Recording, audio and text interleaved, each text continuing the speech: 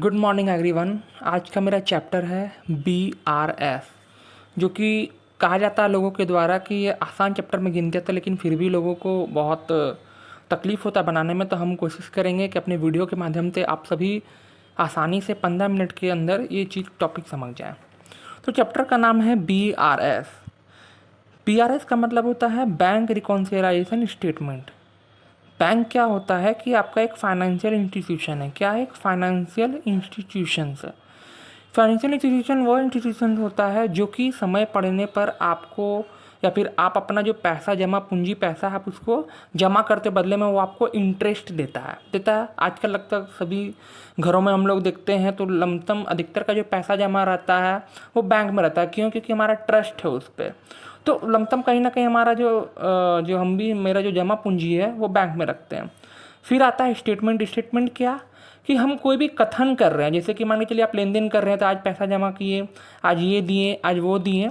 तो यहाँ पे कह रहा है स्टेटमेंट कि हम कुछ भी अगर ट्रांजेक्शन घटना घटता है, यहाँ पे इवेंट होता है, चाहे ट्रांजेक्शन होता है, तो उससे संबंधित स्टेटमेंट। तब अब रिकॉन्सिलाइजेशन क्या है? तो ये होता है एक तरह से मैचिंग। हम लोग बोलते हैं ना मैचिंग करना। तो पूरा ये तीनों शब्द का मिला के बना मतलब कि बैंक का जो स्टेटमेंट है उसका हमसे, यानी कि जो मेरे जो नॉलेज में है, जो हम जान रहे हैं, उसका बैंक के साथ मैच होना। जैसे मान के चलिए कि आज हम जान रहे हैं कि मेरे बैंक में 10,000 रुपये जमा, ये हम जान रहे हैं।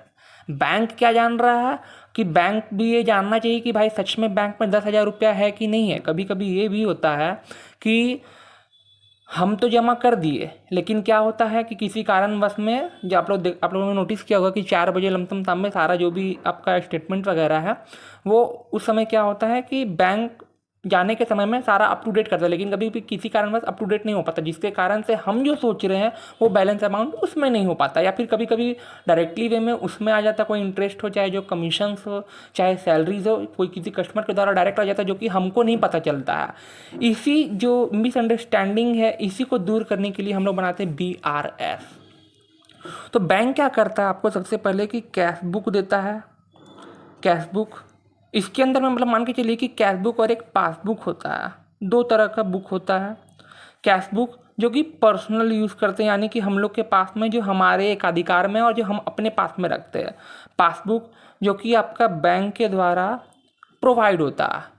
मान के चलिए कि जो भी बैंक का जो भी ट्रांजेक्शन है, जो भी उसका एंट्री हो रहा है, तो वहाँ पे क्या होता है कि बैंक उसका एक छोटा सा बोलता है ना, एक छोटा कॉपी, एक मिनी कॉपी, वो होता है एक बैंक का, ताकि आपका जो भी ट्रांजेक्शन हो आप चंद मिनटों में पता लगा सकें कि आपकी ट्रांजेक्शन का क्या हुआ और कितना बैलेंस है। तो अब यहाँ पे हम लोग बात करेंगे कि कैश बुक और पासबुक के बारे में। तो ये क्या होता है पासबुक? ये बैंक के आधार पर चलता है। कैश बुक क्या है? पासबुक बैंक के आधार पर चलता है, कैश बुक हमारे हिसाब से चलता है। तो मैंने जैसा कि बताया कि आखिर ऐसा क्या ज़रूरत आ पड़ता है कि दोनों का मतलब मिलाना पड़ता है। कभी कभी कुछ कुछ रहता है कि चेंजेस आया, कभी कुछ आया, कभी कुछ आया, कभी कुछ आया। कैश बुक का यदि बैलेंस का हम बात करें तो इसका फेवरेबल बैलेंस होता है डेबिट और इसका अनफेवरेबल बैलेंस होता है क्रेडिट। फेवरेबल का मतलब क्या होता है? तो फेवरेबल का मतलब हम समझते हैं कि उसका पॉजिटिव बैलेंस, एक कहते हैं ना कि मेरा में पॉजिटिव है, यानी निगेटिव, यानी कि जीरो से कम पैसा नहीं, जीरो से एव भी पैसा है। तो कैश बुक में हम जब भी अपने में दिखते हैं, हम लोग कभी भी करते हैं तो भाई मेरे में इतना पैसा आया, मेरे में। पासबुक का हम बात नहीं कर रहे हैं। पासबुक में क्या होता है कि जब भी उसमें पैसा जाएगा बैंक में, आप जब भी जमा करोगे तो उस अमाउंट को क्रेडिट किया जाता है। क्यों क्रेडिट किया जाता है? क्योंकि यह बैंक मान के चलता है कि उस पर कर्ज है। कर्ज किसका है? मेरा, पर्सनल का कर्ज होता है ना, तो इसलिए वो उसको क्रेडिट करता है। क्यों? क्योंकि वो भविष्य में हम अगर जब भी चाहे तो मेरा एक अधिकार में है ना, तो उसको हम भविष्य में कभी भी निकाल सकते हैं, इसलिए उसको वो क्रेडिट करता है। लेकिन जैसे ही मान के चलिए कि आप बैंक से कोई भी पैसा पेमेंट कर रहे हो, होता है ना डायरेक्टली हम कहेंगे पिज़्ज़ा वगैरह में पिज़्ज़ा खाने का मन किया तो चल भैया ऑनलाइन पेमेंट कर, बैंक से मेरा कनेक्टेड होता है, तो वहाँ पे देखना कि आपका जो अमाउंट होता है वो डेबिट हो जाता है। डेबिट क्यों होता है? क्योंकि उसका अनफेवरेबल यानी कि जो निगेटिव बैलेंस होता है वो डेबिट में डिनोट करते हैं। क्लियर है यहाँ तक में? अब लमसम क्या होता है कि लोगों को ये दो वर्ड में कन्फ्यूजन होता है, इश्यू और डिपॉजिट में है, दोनों में एक ही चीज़ सुनने के लिए। लेकिन यहाँ पे क्या होता है कि इश्यू और डिपॉजिट में लोगों को अक्सर परेशानी होता है, जो कि जनरली है भी। तो इसको हम आसान भाषा में समझते हैं कि इशू का मतलब क्या होता है। तो मान के चलिए कि ये मैं हूँ, ये क्या है, मैं हूँ। अब यहाँ पे क्या हो रहा है कि हमको कोई कार खरीदने का मन किया, धनतेरस भी है भाई आ रहा है, तो क्या करेंगे, चलो भाई कार लेते हैं, होंडा वाला कार लेंगे, चाहे जो भी इतना चल रहा उतना तो हमको पता नहीं नाम, लेकिन चल रहा कार तो ले लिए। अब भाई पैसा देना तो पड़ेगा ना, फ्री में तो देगा नहीं। तो अब क्या होता है कि हम इसको चेक इशू किए, यानी यहाँ पे कहने का मेरा मतलब है कि हम जो चीज़ ले रहे हैं और बदले में हम उसको चेक दे रहे हैं, मतलब ले नहीं रहे, दे रहे हैं, तो वो कहलाएगा इशू।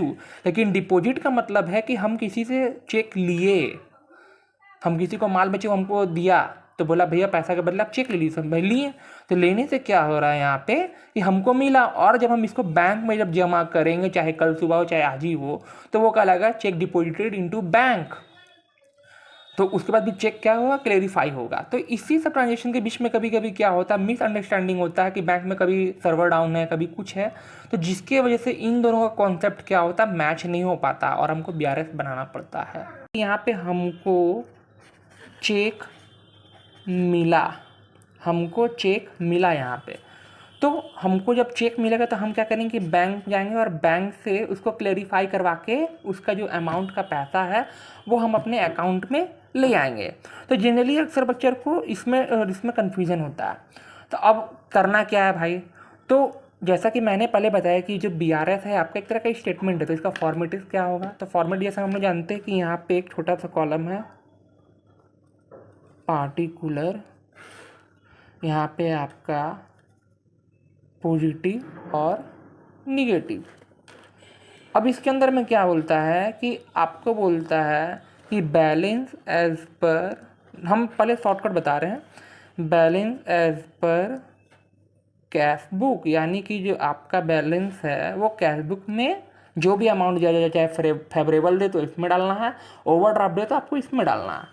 तो मान के चलिए कि आपका 5,000 का फेवरेबल बैलेंस है, कितना है, 5,000 का फेवरेबल बैलेंस है। अब यहाँ पे आपको चलना किसके हिसाब से है, तो चलना आपको यहाँ पे है बैंक के हिसाब से, क्योंकि आप यहाँ पे क्या कर रहे हैं, balance as per cash book, और आपको चैप्टर का नाम है बैंक रिकॉन्सिलाइजेशन स्टेटमेंट। तो यहाँ पे कह रहा है कि आपका कोई भी घटना घट रहा है, चाहे वो सही हो या गलत हो, लेकिन आपको बैंक के हिसाब से चलना है। इतना बात समझ में आ गया। अब जैसे कैसे, तो अब एक एग्जाम्पल समझाते, बाद में हम क्वेश्चन पे आएंगे। अब क्या हुआ कि वैसे मान के चलिए कि आप कोई पेमेंट कर रहे हो, या फिर किसी को आप चेक ही सीधे इशू का एग्जाम्पल लेते हैं। आप कार लिए, भाई धनतेरस आ रहा है, तो धनतेरस में होता है ना कि भाई कार वगैरह ले रहे हैं, तो क्या हुआ कि कार लिए और उसको चेक इशू कर दिया। वो बंदा क्या किया कि आलसी था, होता है ना आलसी, भाई हमारे जैसे प्राणी आजकल का जो भी हुआ संस्थान है तो आलसी ही रहते ज़्यादातर। तो वो क्या किया कि चेक लेके अपना चेक लेके रख लिया और बोला कि 4-5 दिन बाद आराम से अंगीठी लेके बोला कि जाएंगे नहीं, आराम से जाएंगे। और हम क्या किए, हम तो चेक इशू कर चुके, तो हम क्या सोचे कि भाई मेरे बैंक में मान के चलो 10,000 रुपया है, तो 5,000 का हम सॉरी अगर कार है तो भाई महंगा लो, तो 10 लाख रुपया मेरा है, यहाँ पे 10 लाख है। तो अब क्या किया कि इसको 5 लाख का हम कैश इशू कर दिए। तो हम क्या सोचे कि भाई अपना कैश बुक जो बनाए हैं तो भैया 5 लाख माइनस कर दो, क्यों, क्योंकि हम तो जानते कि भाई मेरा उसमें से चल जाएगा। लेकिन पासबुक में आपका क्या है यहाँ पे कि 10 लाख अभी के अभी है। क्यों है भाई, क्योंकि आपको जिसको हम चेक इशू किए हैं तो वो तो निकाला ही नहीं। अब नहीं निकाला तो बैंक क्या अपने मन से पहले ही घटा देगा, नहीं ना। तो ऐसी स्थिति में क्या होता है कि हम तो पहले ही माइनस 5 लाख रुपया कर चुके ना, तो मेरे में कितना बैलेंस दिखाएगा, 5 लाख रुपया दिखाएगा ना जी। लेकिन हमको चलना किसके हिसाब से है, पासबुक के हिसाब से, यानी कि बैंक के हिसाब से। तो बैंक में क्या है कि 10 लाख है, तो 5 लाख को 10 लाख बनाने के लिए हम क्या करेंगे, ऐड करेंगे। तो जैसे हम यहाँ पे 5 लाख रुपया ऐड करेंगे तो ये कहला जाएगा मेरा कि बैलेंस, यानी कि जो बैंक रिकॉन्सिलाइजेशन स्टेटमेंट हम बना रहे हैं, तो कहीं ना कहीं ये ट्रांजेक्शन को मैच करने के लिए मैंने ये स्टेटमेंट जारी किया और ऐड किया। यानी कि जो चेक इशू से संबंधित जो भी आइटम होगा आपका, आप यहाँ पे ऐड वाले कॉलम में लिखेंगे।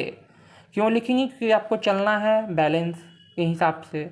और लास्ट में जब ये फॉर्मेट पूरा हो जाता है तो हम लोग लिखते हैं बैलेंस एज पर पासबुक, यानी कि जो भी मेरा बैलेंस है वो पासबुक से मेल खा रहा है।